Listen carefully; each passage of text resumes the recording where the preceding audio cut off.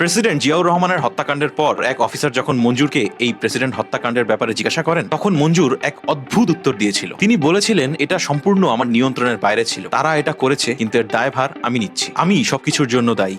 অবসরপ্রাপ্ত সেনা কর্মকর্তা রশিদ খান তার বই আমার সৈনিক জীবন পাকিস্তান থেকে বাংলাদেশ ১৪৩ পৃষ্ঠারে এই চাঞ্চল্যকর তথ্য দিয়েছেন। ১৯৭০ সালের বন্যায় বাংলাদেশের দক্ষিণ উপকূল একদম তছনছ হয়ে গিয়েছিল। সেই বন্যায় সাতক্ষীরার শ্যামনগরে হারিয়াভাঙ্গা নদী ও বঙ্গোপসাগরের মাঝখানে একটা নতুন দ্বীপ জেগে ওঠে, নাম দক্ষিণ তালপট্টি। স্বভাবতই এই দ্বীপ দেখার পর থেকে ভারত এটা তাদের নিজেদের বলে দাবি করতে থাকে। জিয়াউর রহমানের সরকার প্রস্তাব দিয়েছিল দুই দেশ মিলে একটা যৌথ জরিপ করে এই দ্বীপের মালিকানা নির্ধারণ করা হোক, কিন্তু ভারত আলোচনায় না বসে বারবার এই দ্বীপটি তাদের নিজেদের বলে দাবি করতে থাকে। ১৯৮১ সালের মে মাসে দক্ষিণ তালপট্টি দ্বীপ নিয়ে বাংলাদেশ আর ভারতের সম্পর্ক একদম তলানিতে গিয়ে ঠেকে। ঠিক এ মাসেই হত্যা করা হয় প্রেসিডেন্ট জিয়াউর রহমানকে। ৯ মে ১৯৮১ ভারত দক্ষিণ তালপট্টি দ্বীপে তাদের যুদ্ধ জাহাজ পাঠায় এবং সেখানে ভারতের পতাকা লাগিয়ে দেয়। এর ঠিক ২ দিন পর ১১ মে ভারতীয় হাই কমিশনারকে ডেকে বাংলাদেশ সরকার এর তীব্র প্রতিবাদ জানায়। এরও ২ দিন পর ১৩ মে বাংলাদেশের ৩টি যুদ্ধ জাহাজ দক্ষিণ তালপট্টি দ্বীপের কাছাকাছি মোতায়েন করা হয়। দুই দেশ একটা মুখোমুখি অবস্থানে চলে আসে। দুই দেশের নৌবাহিনীর ভিতর একটা ব্যাপক টেনশন শুরু হয়। এর ঠিক ৫ দিন পর ১৭ মে